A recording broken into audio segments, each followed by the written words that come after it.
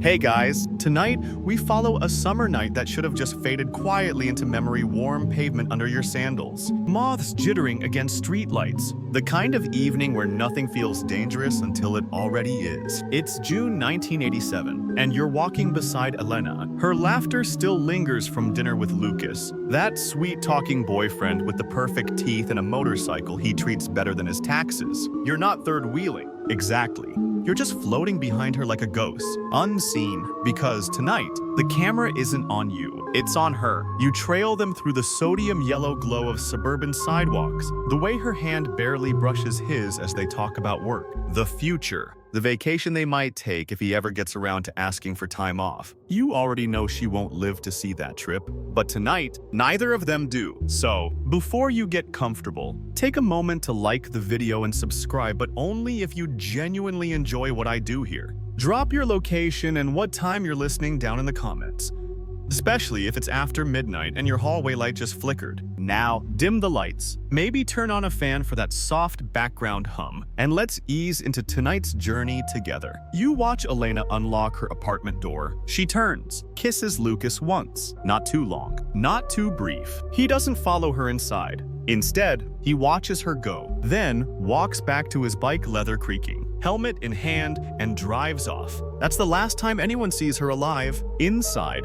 her apartment is small but tidy. A stack of cassette tapes lines the shelf. The TV's unplugged from the wall. She hates background noise. She turns on a lamp, tosses her bag on the couch, and heads to the bathroom to brush her teeth. You follow every move like a detective already suspecting the ending. There's no sign of a break-in, no window forced, no locks tampered with. That'll be the part that haunts people later, because it means whoever hurt her either had a key or was already inside. You linger as she changes into her sleep shirt, a faded Chicago Cubs tee 2 sizes too big. She hums as she moves. Maybe it's Whitney Houston. You can't quite tell. What you can tell, though, is that something shifts. A floorboard creaks.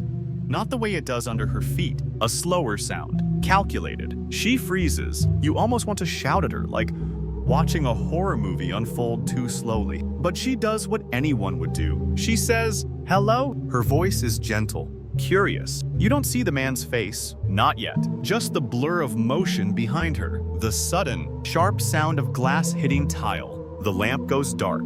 You hear her gasp, and then nothing. The next morning, the office hums as usual. Her chair's empty, but that's not weird. Not at first. People miss buses. Alarm clocks fail. But by 10:30, the worry starts whispering. Jackie Moore, Elena's coworker and best friend since orientation day, starts calling. No answer. She tries again at lunch. Still nothing. You know Jackie well. She's the type to overwater her plants and memorize birthdays. By mid-afternoon, she's standing in front of Elena's apartment door with a sinking feeling she can't explain. And because this is 1987, she doesn't have a cell phone. No panic button. Just a gut instinct and a knock that echoes way too loud in the hallway.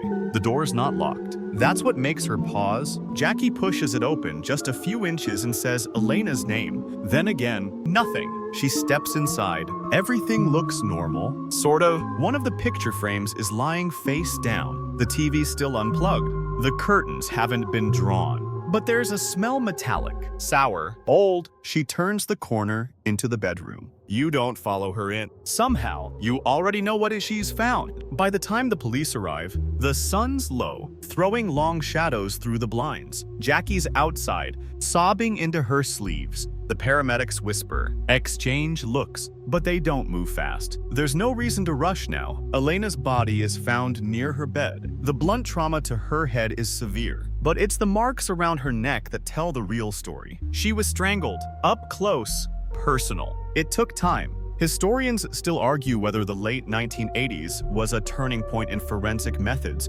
or just a prolonged era of frustration where technology hinted at answers but rarely delivered them. Back then, without rapid DNA tools, detectives had to lean on fingerprints, fibers, instincts, and whatever the crime scene gave them. And here, the scene is weirdly generous and painfully stingy at the same time. There's no sign of forced entry, no stolen items, but in the corner of the living room, behind the end table, someone finds a backpack. It's not Elena's. Inside, a few random tools. a screwdriver, a crumpled Burger King receipt, and a worn pair of socks. Most importantly, fingerprints. Unfortunately, the prints don't match anyone in the system, which, in 1987, is like saying, "We found the killer's face, but it's invisible." You feel it all stall right there, Hope fumbling in the dark. Even worse. Next to the bed is a single partial shoe print. It's clean, distinct, but it leads nowhere. It belongs to a common sneaker sold nationwide that year. One of those comfy, generic white trainers that half the country owns. So yeah, they found a clue. Just one that applies to 2 million people. A quick side note for the trivia lovers. That same summer, Adidas released a version of their iconic Continental 80 shoe, and it became so popular among nurses, waitresses, and electricians that stores had to enforce purchase limits in some cities. Totally unrelated. Probably, the detectives keep looking, but the trail already feels cold. What nobody knows yet. What even Jackie can imagine is that this isn't over. Not even close. You wake up the next morning still thinking about Elena. Or maybe you're already in Jackie's shoes, still hearing that door creak open. Still seeing the way sunlight caught the edges of the bed before revealing the horror at its center. Either way, something heavy rides in the air. You follow the hum of fluorescent lights overhead as Jackie sits in a windowless police station room. A paper cup of coffee goes cold in her hands. She keeps pressing her thumb against the rim again and again, like if she rubs long enough, this might all become a dream. The officers are polite, mostly. One of them even brings her a blanket, which feels more condescending than comforting. She explains that Elena was never late, not once in 5 years. She even came to work with strep throat once, just to hand off a client file before driving herself to urgent care. That's the kind of friend she was. They nod. They write things down. But Jackie sees the shift behind their eyes when she mentions Lucas, the boyfriend, the last one to see her alive. You know what they're thinking. It's always the boyfriend, right? Except Lucas is already at the station. He showed up the moment he heard, "You walk with the officers," as they enter the interview room where he sits, jittering his leg under the table, fingers drumming in strange sync. He asks if it was a break-in. When they say no, he freezes. No forced entry. He repeats, "So someone, what? She let them in." You can tell he's not acting. Not perfectly. Anyway, there's grief in his voice. But something else. Too confusion laced with guilt. That maybe he should have walked her inside. Then he says something that stops everything. "I gave her my key, you know, just in case. But she lost it a few weeks ago." That line lingers, because now it's not about who Elena trusted, but who picked up what she dropped. Later that day, forensics finishes their sweep of the apartment. You're there in silence as they catalog everything. The medical examiner confirms what the officers feared: signs of sexual assault, bruising consistent with restraint, and DNA left behind. But in 1987, unless the perpetrator was already in the system, that strand of genetic truth may as well be stardust. Beautiful, useless. Historians still argue whether the British police's reliance on physical evidence in the 1980s was strategic or a desperate act of tunnel vision. Either way, the detectives pin their hopes on two things: the mystery backpack and the oddly specific shoe print. The backpack is processed, its contents spread out like a crime scene picnic. There's a cracked Polaroid blurred, faded, some receipts, a hospital visitor badge from a facility across town. Nothing screams killer. Nothing screams anything at all, except the socks. They're plain, dirty, but someone notices the initials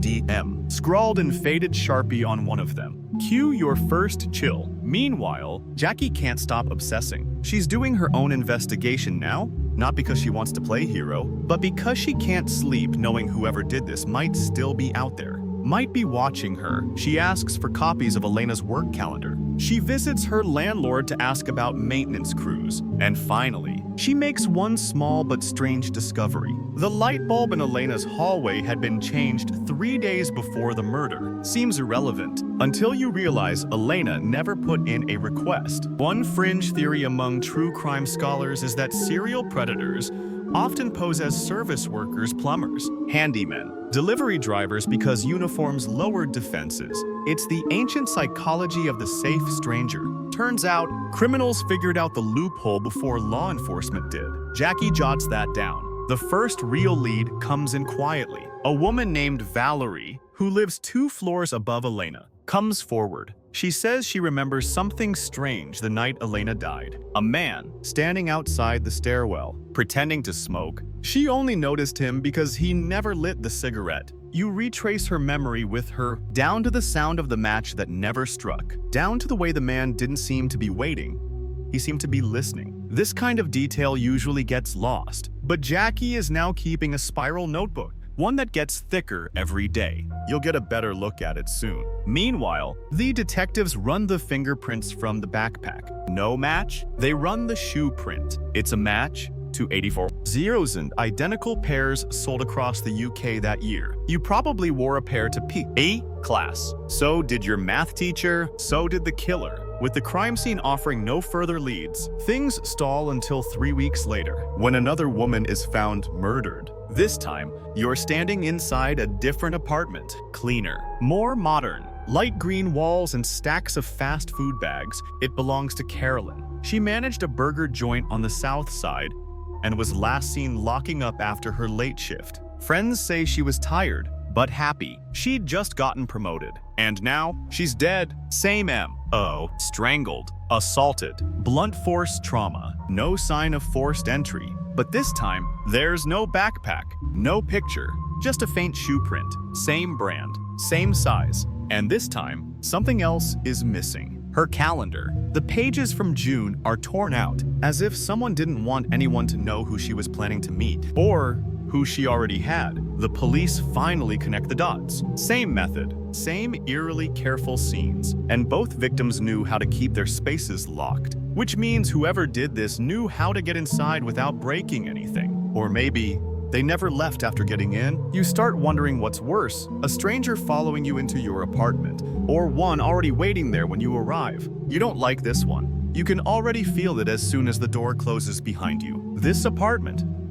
The second one is too familiar, too quiet. You've seen the layout before in dreams you never wanted. The furniture is different, sure, but the way the kitchen counter is just close enough to the front door for someone to hide behind it, that part stays the same. Carolyn's apartment is cleaner than Elena's, and you can tell she was more meticulous. Her spice rack is alphabetized. Her towels are folded the Marie Kondo way before Marie Kondo ever existed. There are no dirty dishes in the sink. And yet, in that sterile, controlled space, someone made a mess that can never be cleaned. The forensic team does what they can. They find the bruises, the same kind of bruises, and the same partial shoe print. It's faint this time, near the bathroom tile. Same brand, same size, same stupidly common design. But here's the thing, this time, there's a little wear pattern, a unique scuff near the heel, subtle. But it means this isn't just a random coincidence anymore. Whoever wore those shoes in Elena's place wore them here too. Historians still argue whether behavioral profiling was more art or pseudoscience during the 1980s. Some say it saved lives. Others say it led investigators down rabbit holes of misplaced certainty. But in this case, a profiler is brought in, and he offers a theory that sticks. The killer waits inside. He doesn't break in, he gets in early, before his victim returns. Maybe with a stolen key, maybe with charm. Maybe he poses as someone she knows, and then he waits. This isn't about chaos. This is about control. That's what makes it worse. The profiler suggests that the killer might be escalating. 2 murders in under a month. Same ritual, same quiet entry. Which means one thing, he's not going to stop. You follow Jackie through a rain-soaked parking lot as she leaves the police station with Carolyn's file in hand. Don't ask how she got it. Let's just say, grief makes some people desperate, and Jackie's not about to let someone else she loves vanish into silence. She goes home and pins both women's photos to her living room wall. Elena, Carolyn, both smiling in that slightly forced way women do when they're trying to seem confident on camera. Jackie draws lines between them with red yarn. Not literally, but you can see her doing it in her head. Elena worked at a small marketing agency. Carolyn ran the closing shift at a burger place. No shared employer, no shared social circles, but Jackie notices something most detectives miss. Both women lived in apartment complexes that used the same third-party maintenance service, and both had hallway light bulbs replaced shortly before they died. That's not nothing. Fringe theorists and armchair detectives have long claimed that serial offenders often practice by entering homes under legal pretense cable techs, plumbers, delivery men. The uniforms buy time, the badge lets them inside, and the rest is a passin. Jackie scribbles electric in all caps beside the victims' names. Meanwhile, Detective Thomas Hale begins pressing harder on Lucas Green. He was the last person to see Elena alive, and though his alibi checks out security footage, places him across town at a gas station during the estimated time of death, he's still being watched closely. You follow Thomas down corridors and into back rooms. He's the kind of cop who keeps everything in a plastic folder, no digital notes, no reliance on memory. He carries Carolyn's autopsy report under one arm and a cigarette he never lights behind one ear, like he's daring himself to start smoking again. What really gets him, though, is the sameness.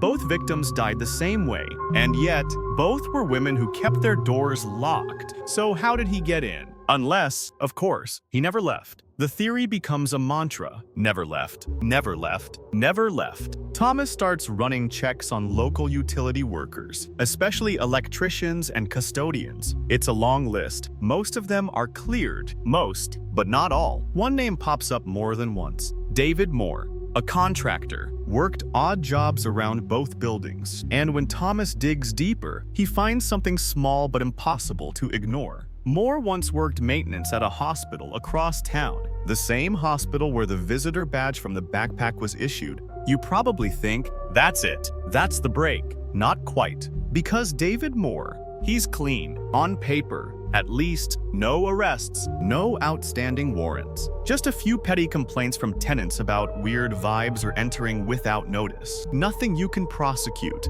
But Thomas Hale isn't letting go. He starts tracking Moore's work history, places he lived, buildings he accessed. And then you're going to love this. He finds a third murder, not officially connected, not even reported the same way. Because this time, it was ruled a suicide. A woman found in her bathtub, no sign of a struggle, waterlogged. Her wrists slit, but the EMT who worked at the scene, he made a note that never made it into the case file. The bathroom light bulb had been changed the day before, and a partial shoe print, same make. Same scuff was found on the edge of the tile. 3 victims, same method, same shoe, same silence. Jackie, meanwhile, is losing sleep. She has notes taped to her fridge. She started locking her bedroom door, even though she lives alone. Every creak in her hallway makes her freeze, and she's not wrong to be scared. Because you know what? The killer knows she's digging. You see it in the way her mailbox gets rifled through, the way her trash can lid is slightly askew one morning, and the faint, heavy scent of cologne she doesn't wear, that lingers in her hallway for just a second too long. You tell yourself it's paranoia, until she starts getting phone calls, silent ones, long, measured, breathing on the other end, not fast, not frantic, just present. He's listening. He always has been. The phone rings again tonight. You already know it's him. You're standing in Jackie's kitchen, watching her freeze mid-step holding a glass of water she'll never drink. The handset glows in the dark, and the shrill sound cuts through the quiet like a scalpel. She doesn't answer this time. She just stands there and lets it ring, as if not picking up might somehow break the spell. But it doesn't. The ringing stops. Then comes the silence again, thick, waiting, watching. Jackie scribbles another note in her spiral notebook. 2:47. 7 rings, no voice breathing.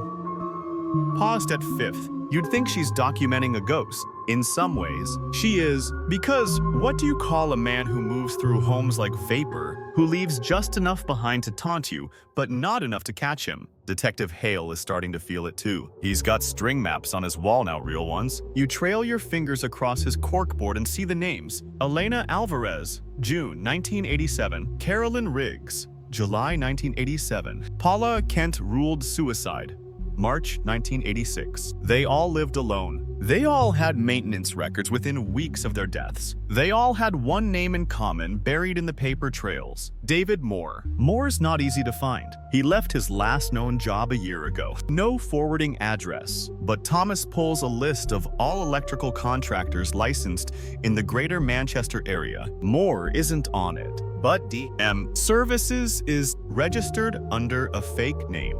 But the address on the invoice, a post office box 20 minutes from where Carolyn was murdered. Historians still argue whether the delay in digitizing utility and tradesman records in the 80s cost lives. Spoiler, it probably did.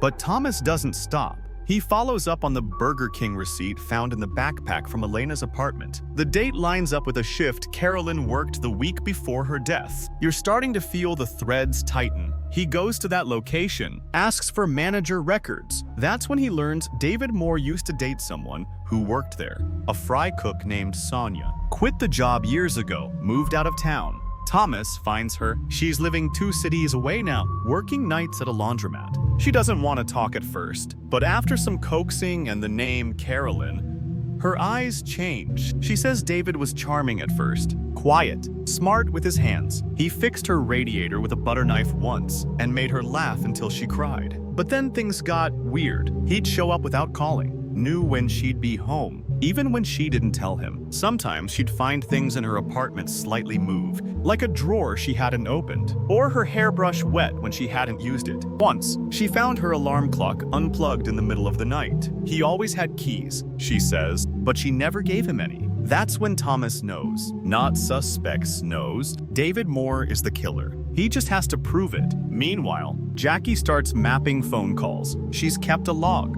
Times, dates, number of rings. She compares them with her gas bills, her phone company's routing numbers, and even the moon cycle. Because why not? You'd laugh if it wasn't working. She notices something. The calls always come 3 days after she talks to police. Always. Which means he's watching the case, following it, maybe even listening to you. So Jackie gets reckless. She stages a scene, leaves her front door ajar just a little, makes it look accidental, turns off her porch light, and then she waits all night. You're in the room with her heart pounding, one hand on the flashlight, another on the tape recorder. But nothing happens. No one enters. Instead, the next morning, a sticky note is left on her kitchen window. Just one word. Careful. The handwriting is neat, slanted, and written in blue electrician's chalk. That's when she knows he's not just stalking her, he's already been inside. You follow Thomas as he digs deeper into Moore's employment records, finds out he once worked at a hospital as an on-call electrician. That might seem mundane, until you learn which part of the hospital he serviced most often: the morgue. At first, Thomas thinks it's coincidence. Then he pulls up old maintenance logs. David Moore visited the refrigeration units more than anyone else. Too often. And then, oh, babe. Then he finds the cherry on top, a written complaint buried in an internal memo, dated 1984. A nurse reported seeing an unfamiliar man in scrubs near the cadaver lockers. When asked to identify him, she said she'd never seen him before, but remembered he was wearing sneakers with a sharp heel scuff, just like the ones found in 2 different crime scenes. Now you start to feel sick, because this wasn't just about control, it was about possession. There's a fringe theory in forensic psychology that some predators don't kill to end life, they kill to own it. In these cases, what matters isn't the act, it's the repetition, the ritual, the memory. They recreate the same scene again and again because it gives them something real life never did: certainty. Thomas shares all this with Jackie. She doesn't flinch, she just writes more notes. They know who did it now. They just need to find where he keeps it all. The trophies. Because a man like this, he keeps everything. You don't sleep the night before the raid. Not because you're scared, though you should be, but because everything feels like it's been leading here. Every shoe print, every breath on the other end of the phone, every bulb that flickered out when it shouldn't have. The silence before dawn tastes like metal. It's December 16th, 2020. Cold. Manchester is wrapped in fog so thick, it swallows car headlights whole. You follow Detective Hale into the back of an unmarked van. Kevlar, flashlights, gloves, everything zipped and strapped and buzzing with quiet tension. The team doesn't knock. They breach. The door to David Moore's cottage on the edge of Wilmslow doesn't give much resistance. Inside, it's neat, disarmingly so. Pale carpets, closed blinds, a single teacup on the counter like he expected company. But the smell hits you first. Bleach, dust, something older beneath it. The living room looks ordinary until you glance at the walls. Not what's on them, but what isn't. You notice subtle, square outlines on the wallpaper, like something used to hang there. Dozens of things, all removed recently. Someone's been cleaning. You follow Hale down the narrow hallway. One room is locked. They force it open, and then the floor disappears. Literally, not through magic, but through a hatch, crudely carved beneath the rug. A staircase leads downward into a space not listed on any rental record. The cellar is cold, windowless, unfinished, but it's full. Shelves, cabinets, totes, binders. At first glance, it looks like any over-prepared handyman storage unit. But then Hale opens the first tote. Inside plastic bags, each labeled, each containing something personal. Lipsticks, earrings, socks, hair ties, dozens, then hundreds, then more. You're standing in a room of trophies, things he kept, things he stole. And then someone opens the drawer marked AV. It's full of hard drives, every single one neatly indexed. And here comes the worst part. They're not empty. The forensic techs take one upstairs, plug it into a clean laptop, and everyone holds their breath. The screen flickers and plays a video. It's Elena. Alive, she's brushing her hair in the mirror, humming. It's clearly filmed from inside her apartment. A hidden camera, static angle. You watch her go about her night. Then Carolyn, then someone you don't recognize. Over and over. Different women, different homes. Always the same grainy footage. Some clips are short. Others are hours long. Some aren't filmed while the women are alive. That's when Hale realizes this isn't just about Elena and Carolyn. This goes far deeper. They confiscate everything. Every hard drive, every labeled Ziploc, every videotape stacked in old shoebox is marked with smiley face stickers. You help log it. 4 million videos, 14 million photographs. Many are dated, categorized by building, victim, hair color. Some are children. The oldest labeled date, the youngest victim, 9. Jackie's spiral notebook lies open on the front seat of her car while this unfolds. She's not here. Hale asked her to stay away for her own sanity, but she's still tracking, still drawing maps. She writes in red, "It's him. It's always been him." Historians still argue whether early privacy laws unintentionally protected predators like David Moore, who operated in the gaps. Beneath notice, inside systems too slow to catch up. But one thing becomes very, very clear now. Moore didn't just kill, he watched, he recorded, he curated his victims like artifacts in a private museum of suffering. And he used his jobs to do it. See, David Moore wasn't just an electrician. He freelanced in tech installation security systems, closed-circuit wiring, even hospital cameras. And he used every access point to build a voyeur's empire. Hospitals, apartments, locker rooms, even morgues. That last detail is confirmed by a maintenance log Thomas finds in an old folder dated 2005. Moore signed off on a faulty security camera in the hospital morgue's west wing. It was never fixed. But the footage, it kept recording, and Moore kept it. That's when you finally understand the true scale. You thought this was about a man who hid in apartments, but Moore didn't need to hide. He was already inside. Inside the walls, inside the wires, inside the mirror. If you want to get metaphorical about it, and if that wasn't enough, the police find a locked trunk under his bed. It's lined with velvet. Inside are 12 Polaroids, all women, all posed. Some you recognize, some you don't. They're wearing what looks like hospital gowns, but they're not alive. Not one of them. The medical examiner later confirms the unthinkable. Moore had been entering the hospital morgue at night, filming, manipulating the bodies. He violated over 100 known victims, many after death. Some were never even reported missing. They were just names on toe tags that disappeared between shifts. The term for this is necrophilic serial voyeurism. It barely fits on paper, but it's real. And now, finally, documented. This case shatters headlines across the UK. The press can't even decide what to call him. the ghost in the wires, the morgue collector, the Manchester Phantom. But you know better. He was just David Moore, a man who smiled when he changed your hallway bulb, a man who always knew when you were home. The next morning, you're standing in a press conference room that smells like panic and burnt coffee. A sea of microphones quivers in front of Detective Hale. Behind him, a corkboard veiled in butcher paper hides photos no one's ready to show. Not yet. Cameras flash, too fast and too bright, like they're trying to bleach the horror out of the room. Hallie doesn't say much, just confirms the arrest of one David Moore, says more information will be released as appropriate. But journalists don't want appropriate. They want closure. They ask how many victims, how many years. He doesn't answer, because the real answer is no one knows. You're already thinking about the hard drives more than 4,000 of them, stored in tubs, stacked in coolers, some in Ziploc bags, labeled with smiley face stickers like some twisted kindergarten filing system. Investigators estimate there may be millions of video files, some dating back decades, some so recent. The timestamp reads 2020, and yet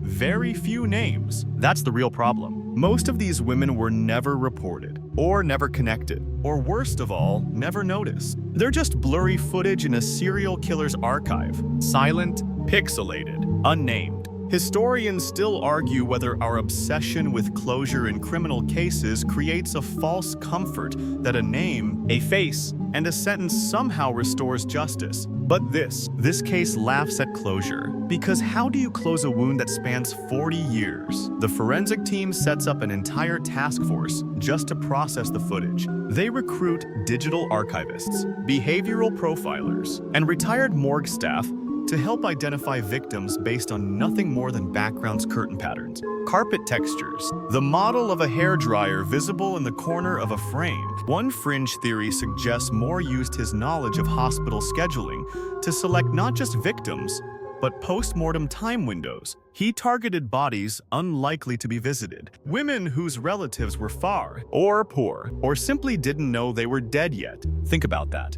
He didn't just kill, he scheduled death. And now you're seeing the worst ripple effect of all. Families begin to come forward. Dozens of them. They thought their daughter had run away in the 80s, thought their cousin died of an overdose in 95, thought their sister was simply buried and gone. But then someone recognizes a bracelet, a tattoo, a room. One woman gasps in horror when she sees her childhood bedroom in a still frame because her mother died there in 2003, alone. In bed, supposedly natural causes, but David had been there. That night, you ride along with Jackie to the station. She hasn't spoken much since the raid. Her notebook is now filled with blacked out sections, notes she wrote, then scratched out so hard the paper tore. She keeps saying, "I knew it. I knew it." But not like this. She meets with Thomas in a private room. They sit without touching their coffee. No jokes, no nervous chatter, just this slow, heavy breathing between them. Jackie pulls something from her purse.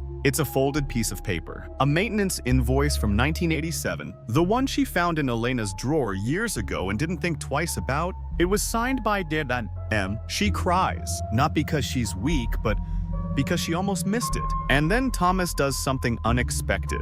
He thanks her, sincerely, because without Jackie's obsessive, relentless digging the patterns, the notes, the hunches, David Moore might never have been caught. She doesn't answer. She just gets up and walks out, clutching her spiral notebook like it's a life vest in a flood. Later that week, you sit in the courtroom gallery. David Moore enters wearing a pressed shirt and an expression so flat it's almost surgical. He doesn't look like a monster. He looks like a middle school science teacher who drives a beige sedan and eats toast with marmalade. But the silence that falls over the courtroom when he sits down, it's cavernous, almost holy, because everyone knows they don't know the full number, not yet, but they feel it. The prosecutor stands and begins to read the charges. It takes over 10 minutes. Murder, breaking and entering, desecration of corpses, possession of illicit material, privacy violations, illegal surveillance. The list grows like a tree with no top. Then come the impact statements.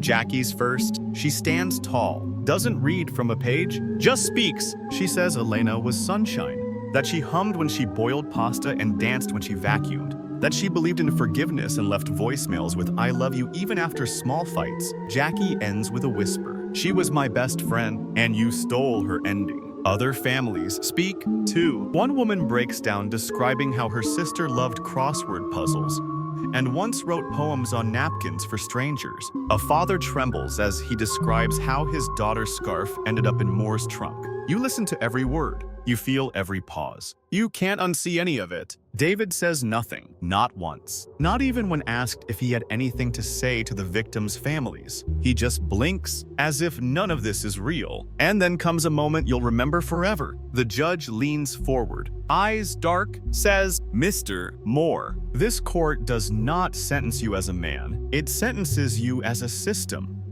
of silence, of access, of slow, rotting cruelty. Life in prison, no parole, and still no visible reaction." The media explodes. Documentaries, panel discussions, YouTube breakdowns. People try to name what David Moore was, but Jackie just calls him noise. She says he was static in the wires, the flicker you don't notice, the hallway bulb that burns out twice too fast, the shadow behind the curtain that you blame on a passing car. She doesn't speak to reporters, doesn't write a book, doesn't chase her 15 minutes. She just disappears, quietly, just like Elena did. Only this time someone was watching, and someone made sure we never forgot. You're not sure what haunts you more: David Moore's crimes, or how close he came to getting away with them. Weeks pass after the sentencing, and Manchester feels different now. Not visibly, not dramatically. The buses still run, the pubs still buzz. The rain still whispers against windows, but you feel it in smaller places. In how women check behind shower curtains before stepping in how men walk a little faster through hospital corridors after dusk, in how Jackie's name, once unknown, becomes a kind of code among survivors,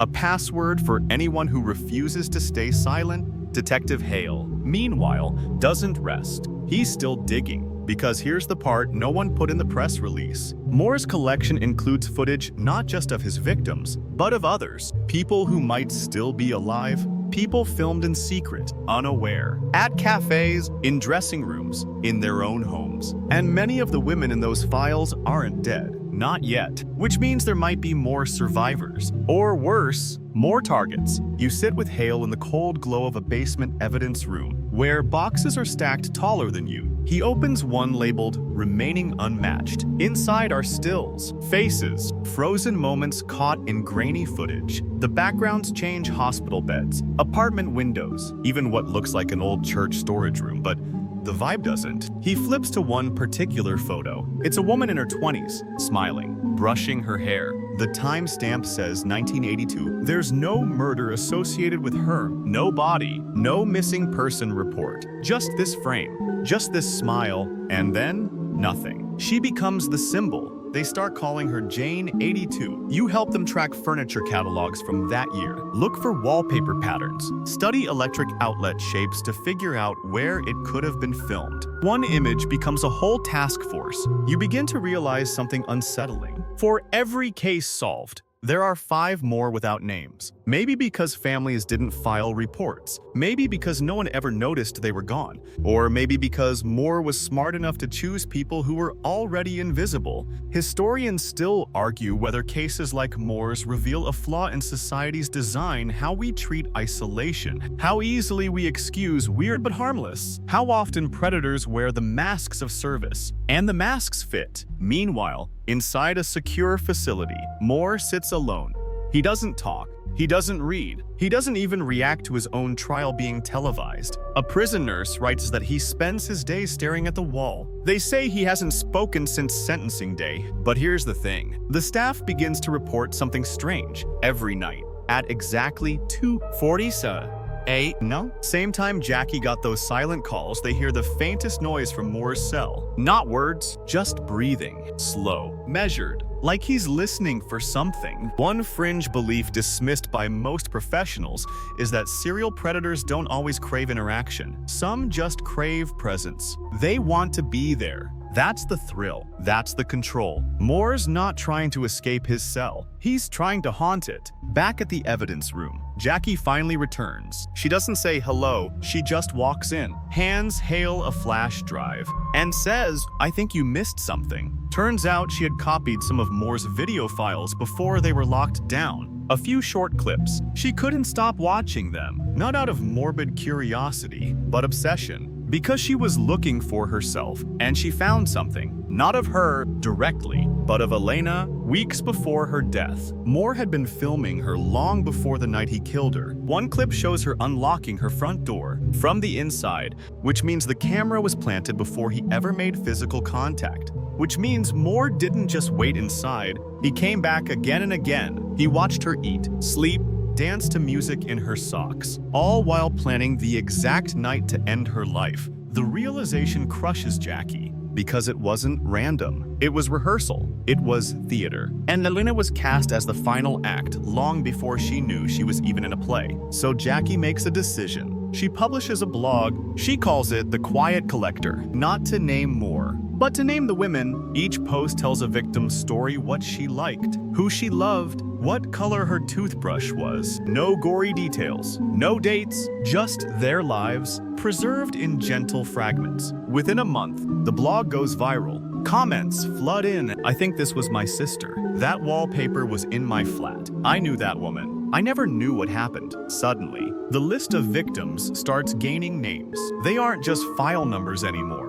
They're stories. Historians, real ones, begin referencing the blog in academic papers. They call it an organic form of restorative memory. You call it what it is: revenge. The good kind. The kind that doesn't draw blood but reclaims the names he tried to erase. And David Moore. He sits in silence, in a room with no cords, no cameras, no mirrors, no air vents to peer through, and at 2:47 a.m., like always, he starts to breathe, waiting, listening, for the voices he knows are out there, telling the story without him. It's been 6 months since David Moore's arrest, and somehow the world has kept turning. You walk through Manchester, and everything feels sharper now. Every electrician's van makes your stomach twist. Every flickering light makes you pause, just for a second longer than you used to. You used to call it paranoia. Now it's called awareness. Detective Hale has grown quieter. He still comes into the station, still drinks the same burnt coffee, still wears the same wrinkled gray coat, but you can see it in his eyes. He's still down there, in that basement, in Moore's archive.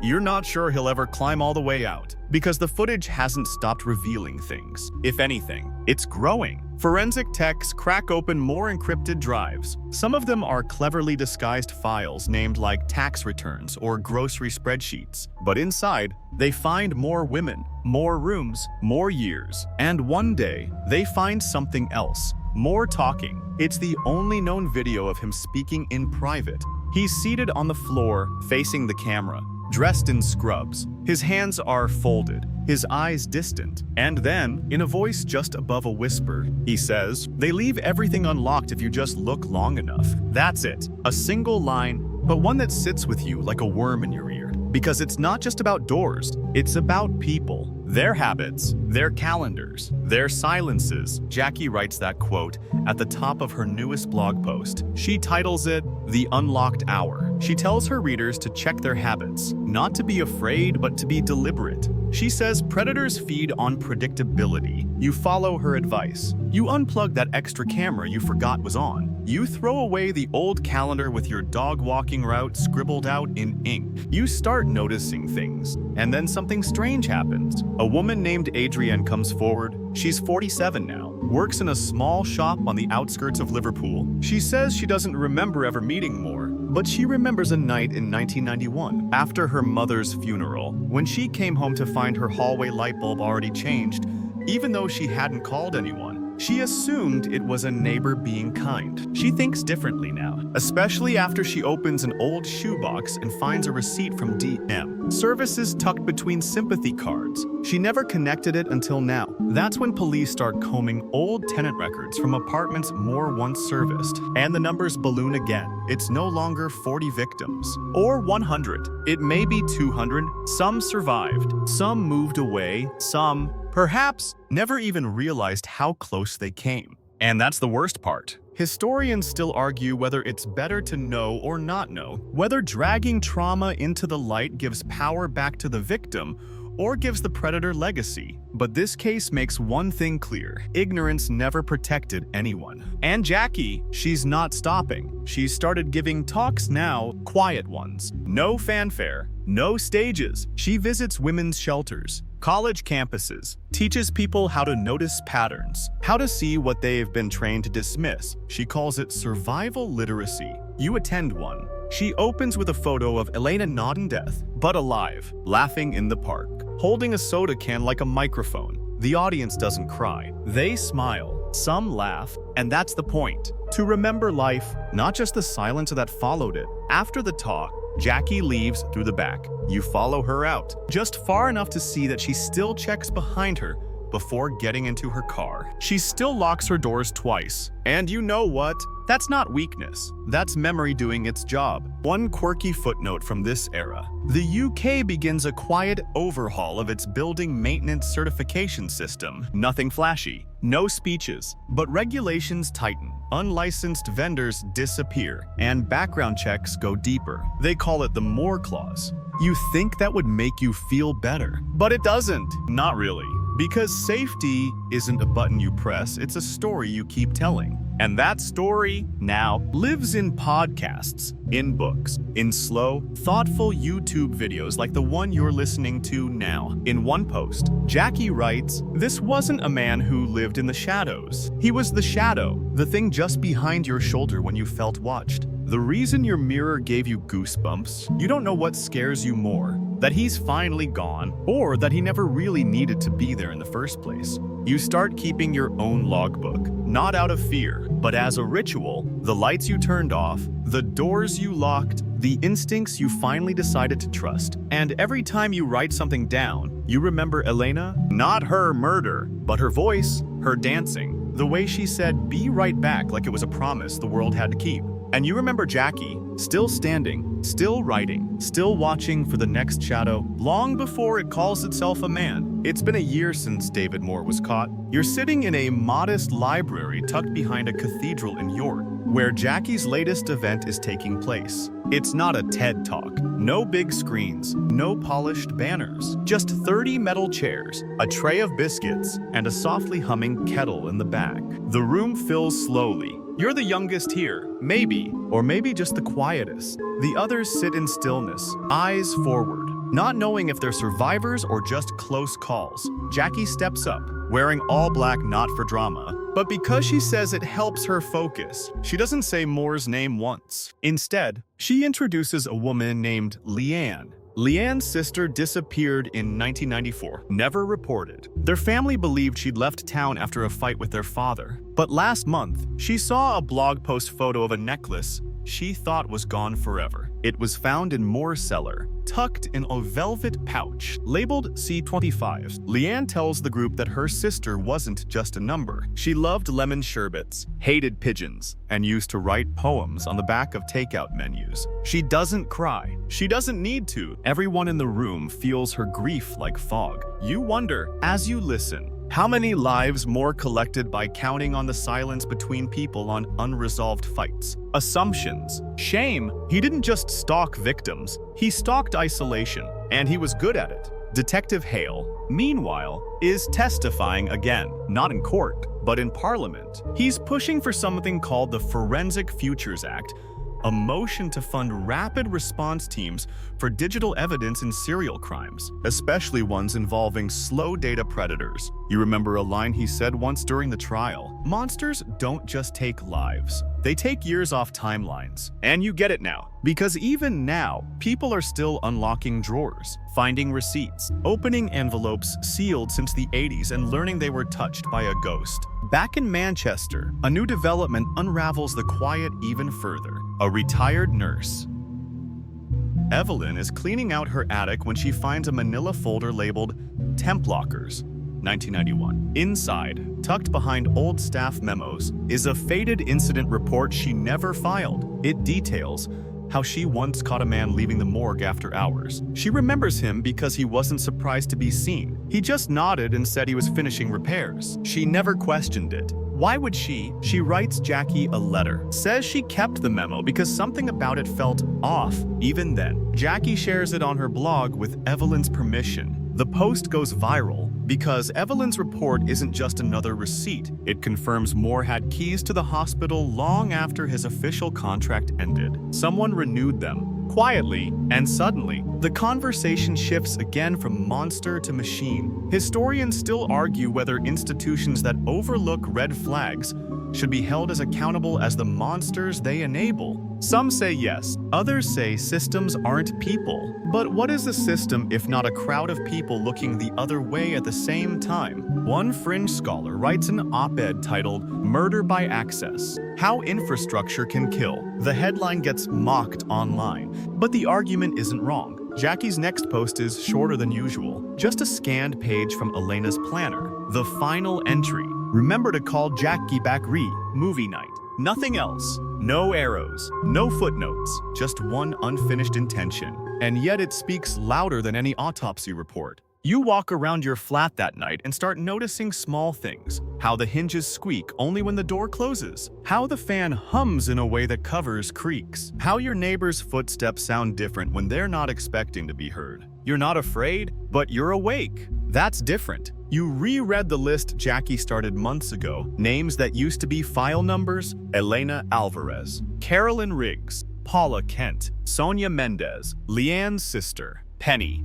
And now, over 100 others, some found through objects, some through footage, some through memory. And still, the list grows. Because every day, someone else remembers something they once dismissed. A changed light bulb, a moved bookmark, a door unlocked that shouldn't have been. Jackie says it best in one post. David Moore never needed to chase, he only needed time. And the silence of people who thought they were imagining things. That sentence stays with you, because it's not just a warning, it's a framework. The lights in your flat flicker, but this time, you don't wait. You get up, you check every window, and you write it down. Not because something's wrong, but because you never want to find out too late that it's 3:12.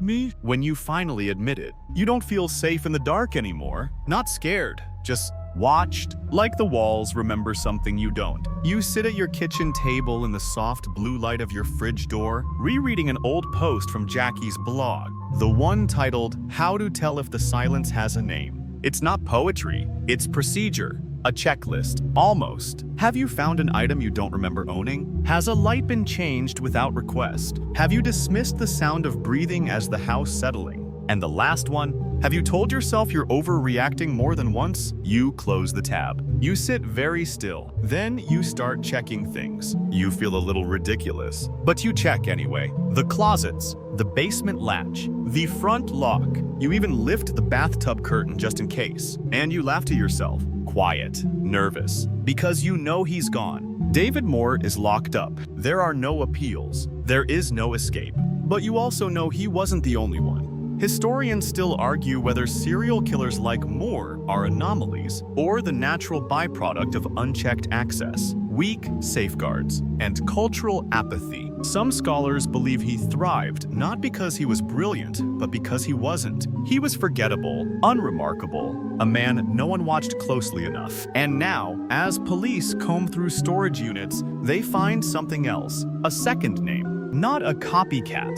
an accomplice, sort of. Turns out, Moore wasn't the only person using DM services to gain access to buildings. Police trace invoices that bear his formatting, but handwriting that doesn't match. Subtle discrepancies, wrong dates, spelling errors. Moore never made. The name on the record, Reed T. Collier, registered as a subcontractor. He's 64 now, lives alone, retired, used to work as a janitor in 3 of the same hospitals as Moore. When detectives knock on his door, he answers wearing a bathrobe and a smile that doesn't quite reach his eyes. They find a trunk in his living room, full of clothes, women's clothes, neatly folded, some still with hospital ID tags attached. You don't need to hear the rest. Because now it's clear Moore was the face, but the rot was deeper, the network was real, and who knows how many others just never got caught. You sit with Hale 2 days later in a pub that smells like stale bread and wet umbrellas. He's grayer now, hasn't shaved in a few days. He stares into his pint like he's waiting for it to start telling stories. He says Moore may have started it, But someone let him stay in, let him thrive. You ask who, he shrugs. That's the part we'll never fully know. And you hate that, because justice is loud when it's caught on video. But when it's buried in HR folders, missed memos, and unlocked supply closets, it never even gets a name. You visit Jackie the following week. She doesn't recognize you at first, or maybe she pretends not to. Her hair's shorter now, her eyes sharper. She looks like someone who's been fireproofed. Her apartment is clean but stripped. No curtains, no mirrors, no Wi-Fi. Just notebooks, stacked, labeled. She offers tea and sits without speaking. And for a long time, the silence is comfortable. Then she says, "You know what I hate the most?" You shake your head. She whispers, "He almost got erased." And you know what she means? Because with time, the headlines slow down, the articles dry up, people move on. But more collected those women like files, like trophies, like forgotten names. And it almost worked until Jackie cracked it, until the city noticed, until someone said, "No more." Fringe theorists now whisper about Moore's Law, not the tech one, but a new idea that every building over a certain size should come with a history audit. Who's accessed it? Who's held the keys? Who was invisible for too long? It's controversial, but necessary, and slowly, quietly is catching on. More hospitals replace lock systems, more apartments log entry dates in digital timestamps. More staff are trained to report vibes, not just violence. You want to believe it's enough, but you know better. The lights flicker again in your flat that night, just once, just long enough to make you stare. You check the bulb, it's new, and you don't remember replacing it. You call the front desk, ask if maintenance came in. They say no. You check the closet, nothing. But the next morning, you find something tucked under your welcome mat. A receipt, blank, except for one line. DM, services, 247. It's probably a prank, a sick copycat, but still. You lock the door a little tighter. You buy your own bulbs now. And Jackie, she adds another name to the list. Not a victim, but a survivor. It's a quiet Tuesday when you realize your locks don't feel like locks anymore. Not in the emotional sense physically, as in, you test your deadbolt 3 times before leaving. And when you come back, it clicks too easily, like it's already been turned. You stand in the hallway, keys still in your hand, and just listen. There's nothing, but there's something. You step inside slowly, living room untouched. Lights as you left them. No signs of intrusion. And yet, the scent in the air has changed, just faintly. Fabric softener you don't use. Maybe even cologne. Your breath shortens, you check everything. Fridge magnets aligned. Shoes still paired at the door. But your favorite mug, the chipped one you always leave upright on the drying rack, it's upside down. Historians still argue whether fear is an evolutionary survival tool or just an overreaction to entropy. But right now, it's survival. Full stop. You call the police.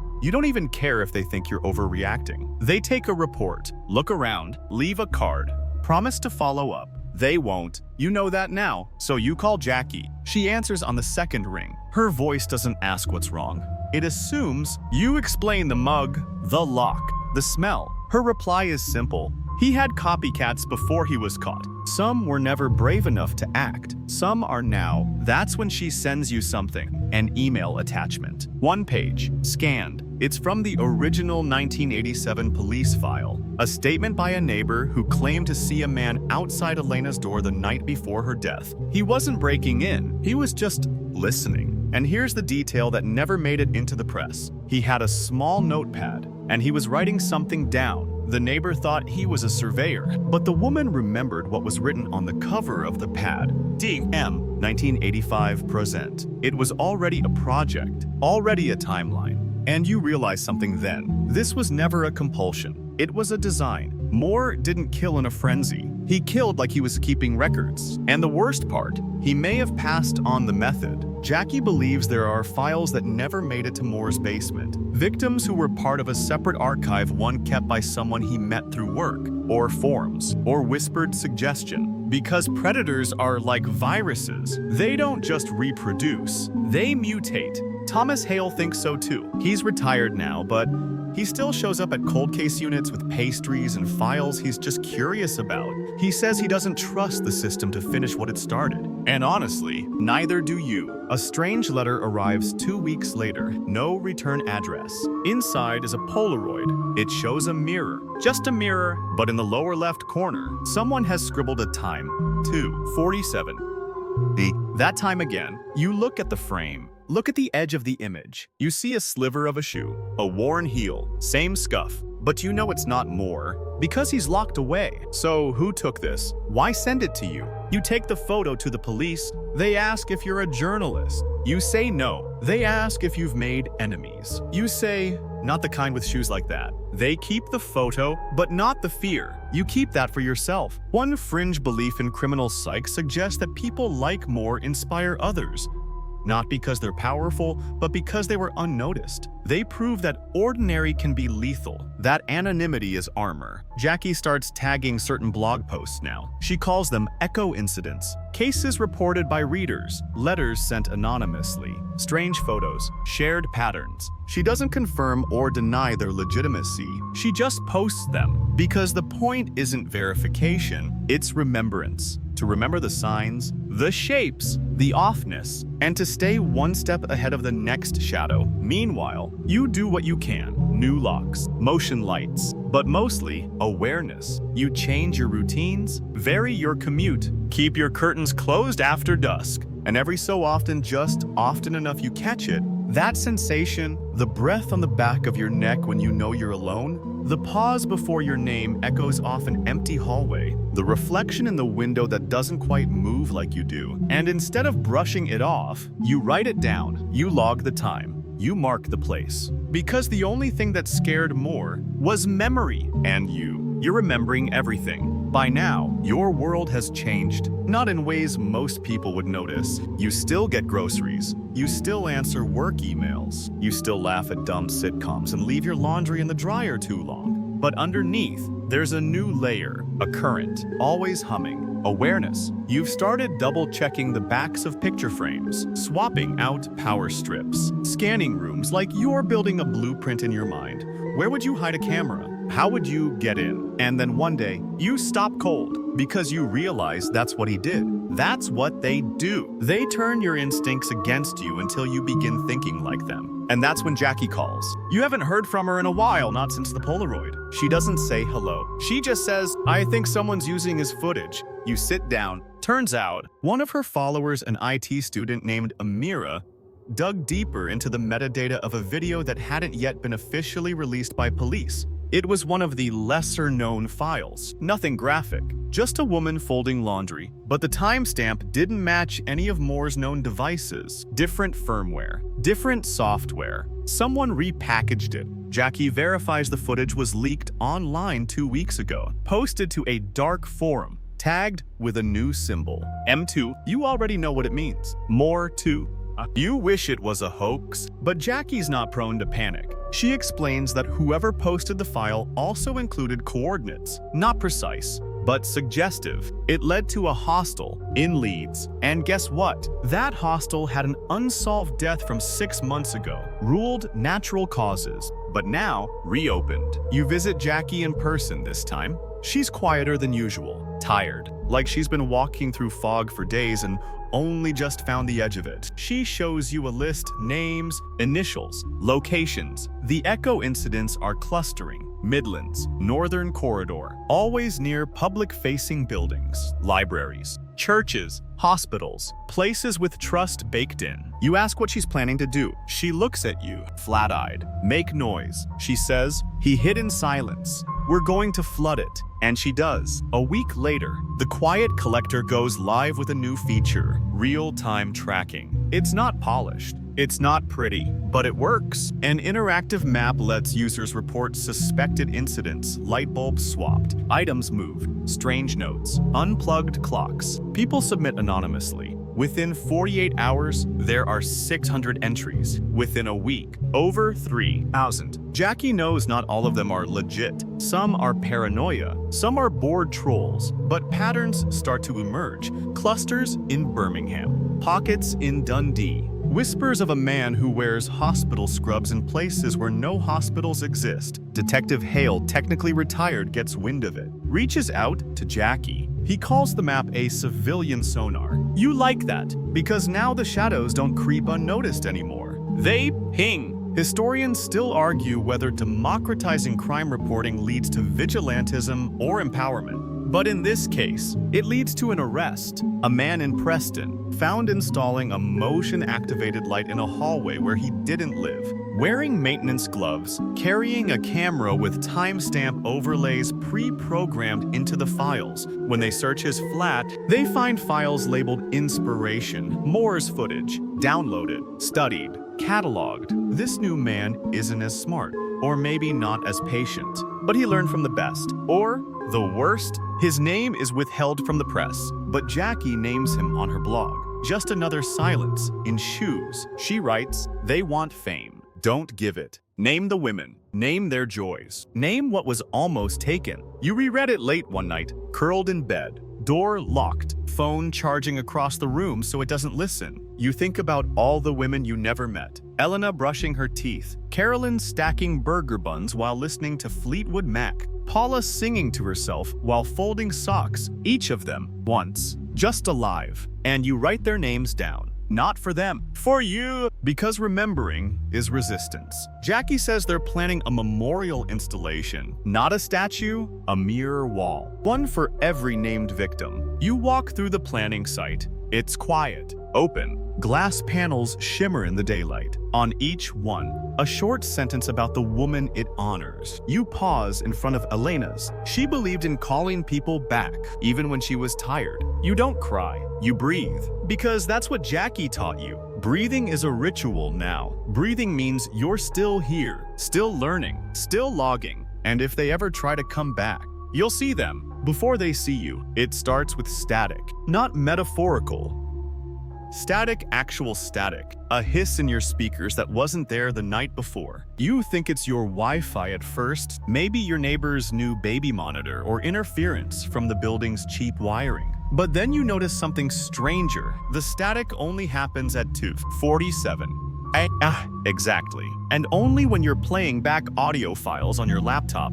You test it 3 nights in a row. It's consistent. At 2:47, the hiss cuts through anything you're listening to: podcasts, music, old voicemails. It doesn't override. It layers, like someone pressing their voice just under yours. You message Jackie. She doesn't write back right away. When she does, it's a single sentence. Don't listen to it with headphones. Now you're really not sleeping, because it's no longer just stories from the blog. It's not just more. It's not just the followers who wanted to be him. It's your house. You set up your phone camera, leave it recording overnight. Not because you expect anything, but because that's what they all said. You scroll through the footage the next morning. Hours of nothing. Then, at 2:47, a soft creak, barely audible, and then a light flickers in your kitchen. Just once. You rewind. You pause, frame by frame. That's when you see it. The edge of a shadow in the hallway, not full, not centered, just passing, like someone watching the room, just long enough to make a decision. You call the police again, they come. They look,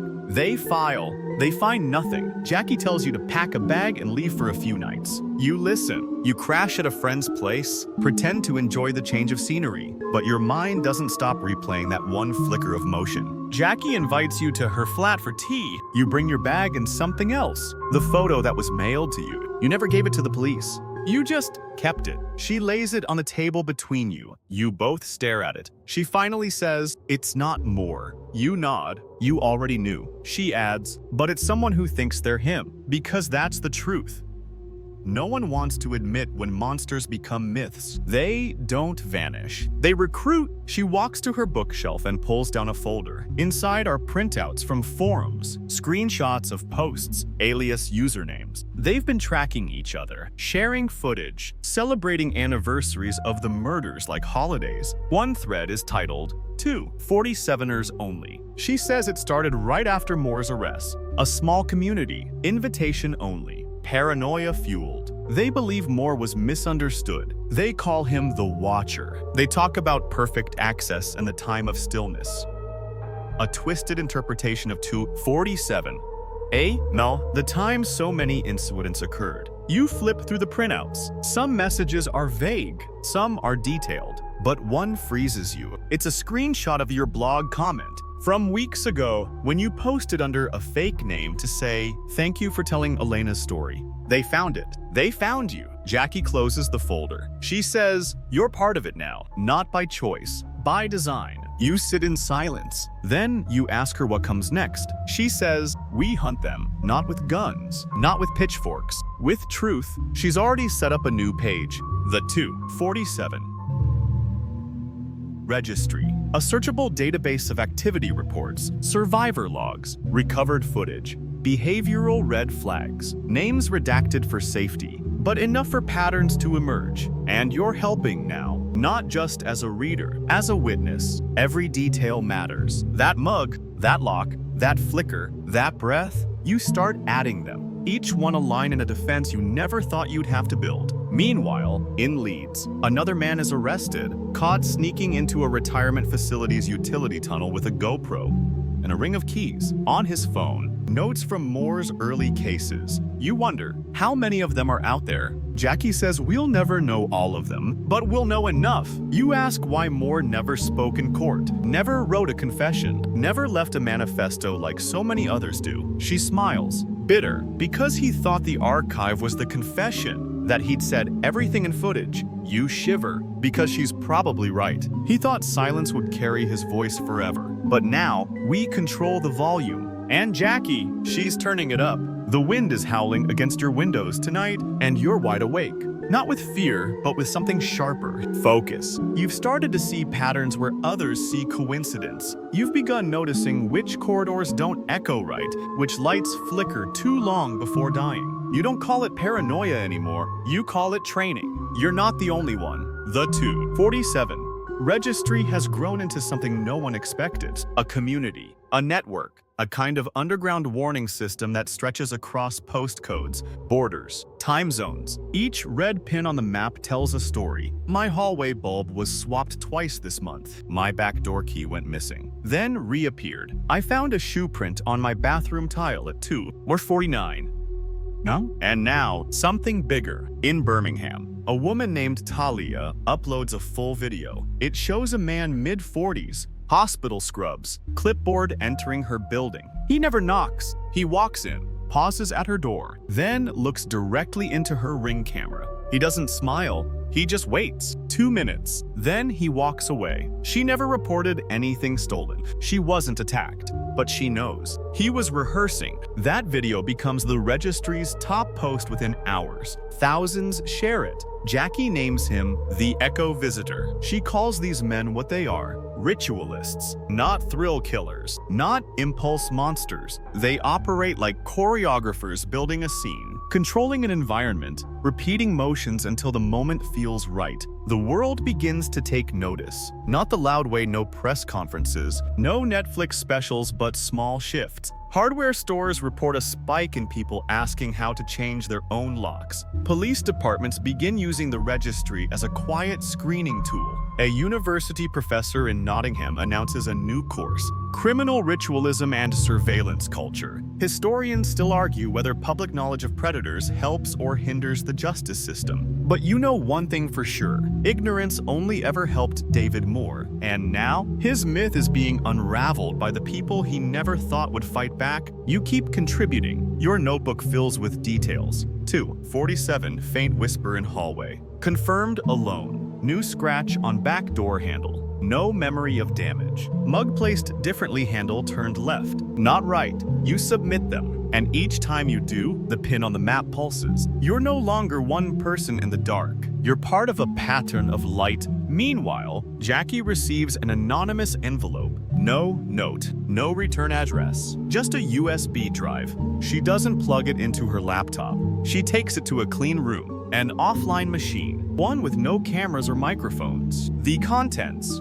3 files, each one a different apartment. No visible assault, just women. Filmed at night, brushing hair, taking out trash, watching TV, but in each one, You can just barely see it. A man reflected in a mirror, or glass door, or window, always in the periphery, always standing still, frame by frame. He flickers through like a watermark. They pull metadata. The earliest video is dated 2023. David Moore's already been in prison for over 2 years, so it's not him, but someone new has picked up the camera, or maybe someone trained. Jackie creates a new tab on the site, Reflections Archive. It catalogs all confirmed sightings of this second figure. Same clothes, same scuffed shoe, same stillness. But every time he appears, it's a new city, a new flat, a new woman. He hasn't killed yet, but the scenes are ready. You get an email from Jackie, a draft post. She wants your thoughts before publishing. The title, This is How We Stop Him. The post says, if he wants to be seen, let's see him. If he wants to perform, don't clap. Document, record, share. And if he comes into your space, remember, he isn't magic. He isn't fate. He's a pattern. And patterns can be broken. You write back one line, let's publish it at 2:47. She replies with a thumbs up, and when the post goes live, the site crashes. Too many people, too many stories, too many others who have been waiting for someone to tell them they weren't imagining it. The floodgates are open now. Jackie doesn't flinch. She uploads more. Guides, tips, scripts for how to file a police report, how to document suspected stalking legally, how to recognize the difference between a coincidence and a rehearsal. The community grows stronger, tighter, more organized. People once terrified to speak now train others. Survivors become mentors. The Echo Visitor doesn't disappear. But now, he's not alone in the dark anymore. He's being watched. For the first time, by us. You wake up on a Monday morning to a different kind of silence. Not the eerie kind. Not the one that holds its breath at 2:47. Waiting to see if your hallway creaks. This one is earned, soft, heavy, still, because something happened last night. They caught him, the Echo Visitor. His real name, Colin Vexley, age 43. No criminal record, no family. A former facilities tech for a series of urgent care clinics in 3 counties. Fired quietly in 2018 for conduct concerns that were never made public. Someone recognized him from Jackie's Reflections archive. A nurse in Brighton said she saw him once, years ago, walking out of a hospital wing he didn't belong in. She didn't report it then. She did now. They raided his flat just after midnight. No bodies, no trophies, just a vast, methodical archive. Hundreds of hard drives, thousands of hours of footage, stills, notes. And at the center of it all, a glass display case, empty, but ready, waiting. He never killed, at least, not as far as anyone can prove. But he studied, rehearsed, tracked. He had printouts of the Moore case, transcripts of the trial, maps, names, yours, Jackie's. She reads the arrest report without emotion, then adds Colin's name to the registry tagged not as a victim, but as an artifact. Because now, he's just evidence. You breathe a little easier. You open your windows for the first time in weeks. You let the fan hum instead of using it to mask footsteps. And that night, when the clock hits 2:47, you don't flinch. You watch, just in case. But nothing happens. No static, no creaks, just the rhythmic sound of your own pulse. Still here, still yours. Jackie's final post is titled "The Archive Ends Here." But it's not the end of the blog, not the end of the work, just the end of his voice. She writes, David Moore didn't want to be famous. He wanted to be permanent. But permanence isn't power. Permanence is memory. And memory belongs to us now. And it does. You attend the Mirror Wall Memorial opening that spring. It's set in a quiet green space behind a public library. People walk slowly between the panels, reading etched lines like prayers, each one still and reflective. When the wind moves through, you see yourself. You see Elena, you see Jackie, you see everyone who wasn't erased. You stand in front of one panel that reads, "She always left the porch light on, just in case someone was still coming home." And you leave a flower, not because you knew her, but because you remember her. Because that's how we win, not with headlines, with memory, with resistance, with story. And now, you can rest. You've been holding tension you didn't know had a shape, in your shoulders, in your chest, in your sleep, You've kept a light on in the hallway, not because you believed in monsters, but because they believed in you. But now, that hallway's just a hallway. That mirror, just a mirror. That too, 47. A breath. Yours, only yours. Let it settle. Let it deepen. You're not being watched. You're being witnessed. And you've done the witnessing in return. You've stood still and strong and present in a world that wanted to forget. You remembered, you listened, you told the story. And now, the house is quiet, not with fear, but peace. The bulb in the hall doesn't flicker tonight. The lock turns with a soft click. The floorboard near your bed creaks once, then settles. You turn your head against the pillow, eyelids heavy now. Still here, still safe, still you.